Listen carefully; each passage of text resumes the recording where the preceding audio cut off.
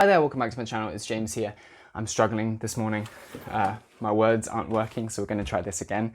I just wanted to do a quick plant haul video. I haven't really got anything super interesting to talk about at the moment. I have got some other videos that I'm kind of working on. But yeah, this is just kind of a filler video, and I hope you enjoy it for that. My plant buying has massively cut down over the past couple of months. I'd say I've only actually bought about 2 plants. One of them is here. Everything else that I've acquired in my collection, I've traded, and I just haven't really been pulling that much in because I've been propagating a lot, as you saw from my previous video, and there's plenty to deal with there. That said, I did want to share 3 of the plants, 3 exciting plants, 2 super exciting plants, one exciting plant that I have acquired recently, as well as do a little plant update on one of my more special plants. Before we do that, however, I did want to talk about this guy. Because I always have a lot of questions about this plant. So in a previous video, I think it was the video before last, something like that, I don't know what happened, my brain left for a second, but I called this a Plantmanii. It's not a Plantmanii, absolutely not a Plantmanii. It is what is currently being sold as a pastazanum silver form. So if you take a look at the leaves, they're very pastazanum-esque. If you have had a pastazanum before, they are not Plantmanii or mammae. They do not have any of the ruffles down the back of the petioles. So on a mammae or a Plantmanii, these parts of the leaf, so the petioles, the ones that hold the leaf up essentially, they have really distinct ruffles down the side. This has none of those. So yeah, it's lovely. If you are looking for one, I would keep an eye out for pastazanum silver. There are a couple of other names that I've seen going around with it, but that is the one that I see most often. And yeah, it's doing super well. Look at this new leaf. That's the latest leaf. Really, really pretty. Absolutely gorgeous. The petiole is massive. It's like the width of my thumb at the base. It's really, really pretty. And yeah, it's just doing super well. I think I'll probably get one other really nice good leaf before the growing season comes to a close. It's quite a fast grower. But yeah, I just wanted to talk about that. I love it. And in that pot, randomly, we've got some Alocasia cuprea that kind of jumped in there somehow. We've got some Alocasia, I can never pronounce the real name of it. It's the Frydek. Some Adansonia, we've got some Spathiphyllum. So yeah, just a bunch of different things in there. Right, that is all done. So let's jump into the actual plants that we're going to talk about today. First one is very small, very cute. It is in someone's egg cup that I found, and I just decided to use it because I haven't had time to put it up yet. This is a Hoya huschkeliana. I think I'm pronouncing that right. It's a variegated one. It does say here, huschkeliana. Yeah, there's a lot of syllables there to mix up. But it's very, very nice, very cute. I got this from Plant and Interior. I've bought from them once before. I got the Hoya Bella Alba Marginata, which is doing super, super well. It's such a fast grower. I will do an update on that. But essentially I got it about this long, and it's now like that long. It's crazy. And it's split into 2. So yeah, I'm kind of confident about the quality of these plants. The roots are very well established. It came in moss, which is a little bit unusual for Hoya. I think I've spoken about this before, but it worked with the Bella, so I'm just going to grow this one in moss. I kind of packed it into this little vessel like that. So until I repot it, I will have it in here. Yeah, it's very nice. I wasn't massively drawn to it before getting it, but the prices are very, very good. So even if you're not totally sold on something, it's a good place to experiment. And it's very pretty. It's very, very pretty. Look at that. Okay, moving on. So that's our first one. That's a teeny little Hoya, very, very pretty. Moving on, we're going to do Hoya, Monstera, Philodendron, Monstera, and then we're done for today. So the second one, I have been after for a long time, a large form Monstera aurea. One of the big ones that's going around, or that's available from Asia anyway, is called the Marilyn. It's like really beautiful. It's large form, which means that the growth structure is very similar to a Thai constellation. It's not the kind of vining Monstera form that you see a lot.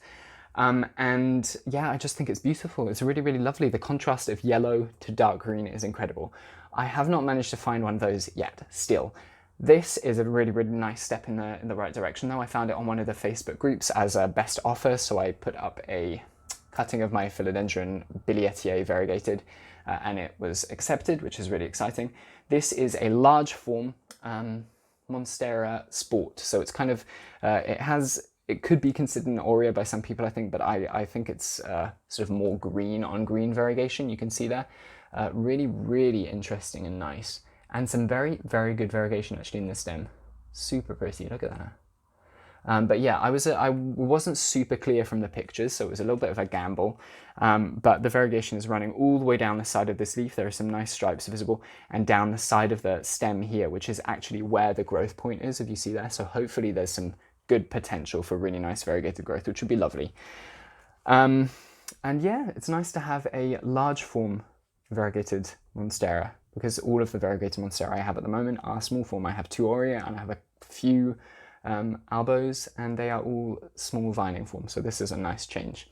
About the swap, I've been thinking about this quite a lot recently, because I am more than happy if there's a plant that I really want to trade something that monetarily is worth more. Like if you were to break the plant, I think it's really weird to kind of assess the value of a plant on how much it's sold for recently, because it changes so quickly.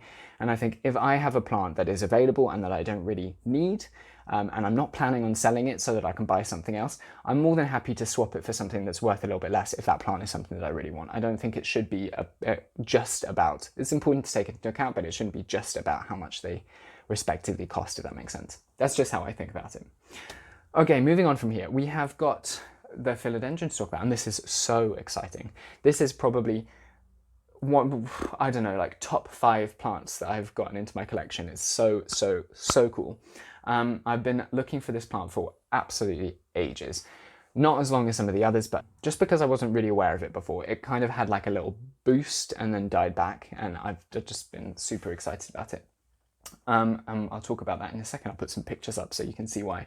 This little philodendron is a Philodendron linnaei, which is just incredible. So it's kind of like, am I going to pronounce this right? The Nangaritensi. I don't have one of those, but their growth pattern is quite similar. The leaf shape is quite similar. The main difference is that on the linnaei, the petioles are smooth. So there's none of the kind of, they look like little warts kind of on the other one. So there's none of that. Petioles are completely smooth, and the leaf, which is amazing, you can see at the moment, the leaf actually comes through bright pink.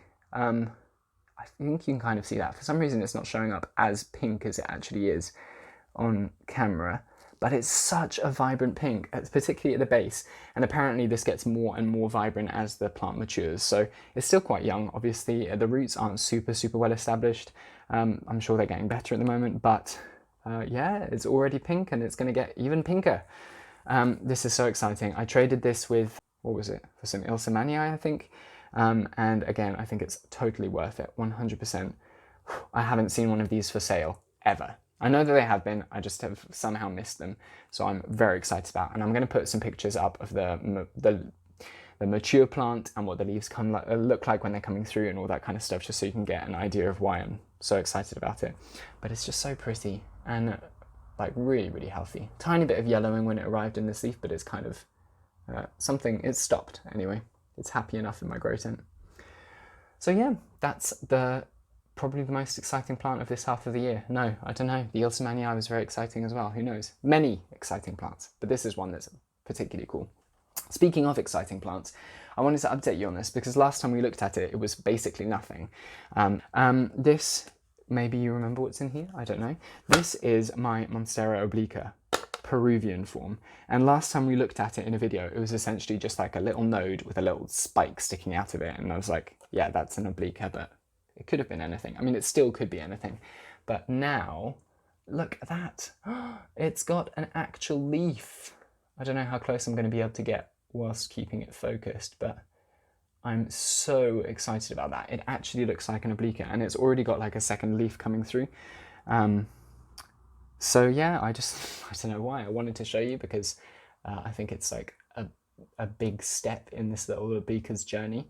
And apparently once they start growing, they grow quite fast. So potentially by the end of winter, I'll have something quite nice, quite established. And this is in my grow tent, so it's got its little humidity Tupperware around it, and then it's in really nice bright light, and it's pretty warm in there. It doesn't really drop below 25 degrees, so it's got a nice good chance of growing well this year.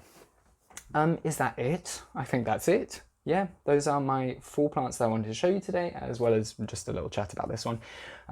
Thank you so much for watching. If you have any questions, obviously stick them down in the comments below. I'm happy to answer them. yeah, if you want to see updates on all of these plants, check out my Instagram at slugplants. I post there relatively regularly. If you want to see more videos like this, please subscribe. Please give a video a like or a thumbs down if you hated it. And I will see you very, very soon. Thank you so much. Goodbye.